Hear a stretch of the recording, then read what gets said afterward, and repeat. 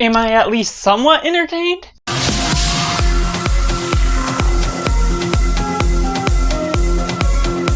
Hey everyone, welcome to Cinema, where we focus on a film. I'm Josh, this is Simply Cinema. Let me know in the comments below what you thought of Gladiator 2. Is it good, is it bad, or somewhere right in the middle? Or if you're waiting for this review to decide if you're going to see it or not, make sure to like this video if you enjoy it. Subscribe if you haven't already to join in the film culture community where we talk about the love of cinema as a whole. And getting right into the synopsis. Years after seeing his father slain in a Colosseum, he is brought into a Colosseum himself, having to face on his own wits, looking to the past to gain his own strength after the home of his place has been taken over as well.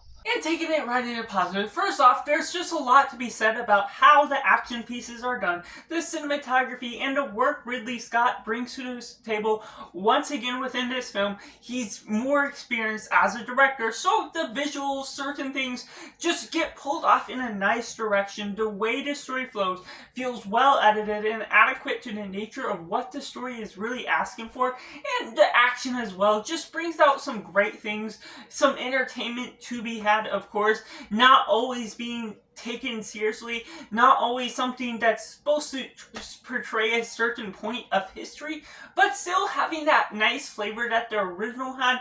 In one respect, to the nature of how everything is pulled off, we also get some great performances throughout. Denzel Washington, but also, of course, Paul Mescal as the lead, as Lucius grown up. He's just really great what we get out of him. And also Pedro Pascal, and other notable mentions along the way with Denzel Washington, other side characters that really add in this nice touch to the story that can suck you into some of what is all going into the atmosphere.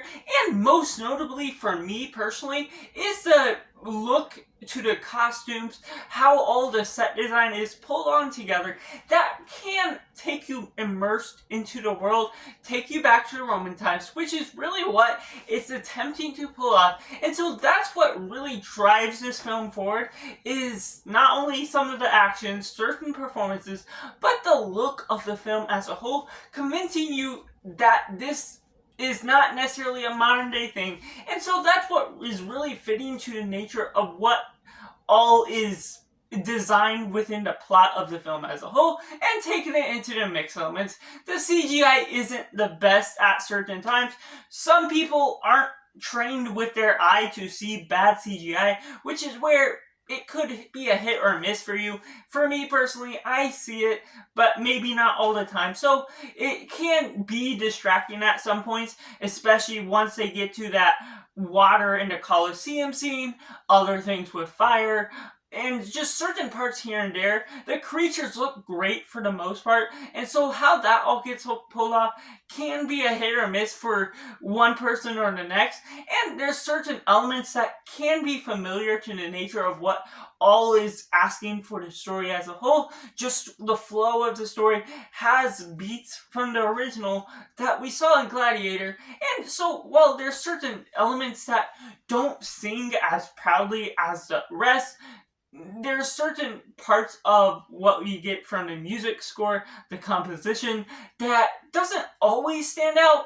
Does have some positive marks with using some unique original music, not overusing or subtly using the original music score that's iconic and fits for certain moments that it's placed in. And so there's still a new introduction to the composing score that does add some beats here and there, but not always effectively winning over the whole moment or making it iconic for the remembrance of the movie as a whole, which takes me right into the negatives, to which there's just certain parts, like I sort of mentioned in the mix, where it feels familiar, and that's to some big reason where about the first half or more than the first half, it has certain scenes that almost feel duplicated from the original, just copy and pasted.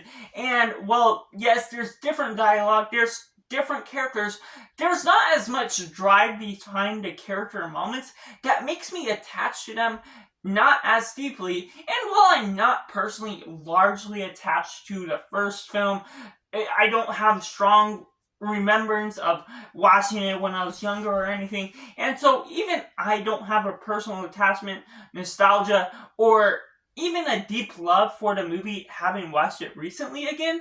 But still, there's just a nature to the story that makes it feel like it's replicating what was already done with the first, which to some extent makes sense because there's only so much you can do with a gladiator arena retelling the same story. It has some story tropes or things that seem to be inspired by Spartacus, partially also from Gladiator, but ultimately this feels like the lesser version of what we got in the original, based on the fact that not only is it copying some of the story beats that goes about along the way, but because you're not necessarily getting all tied in with the characters, while some people have been enjoying it a good bit, it could work for some people, but from my personal experience, I feel like some of the character work, their arcs, it was a little weak, and maybe some of it was distracting because of the same through line that you see within the original Gladiator film,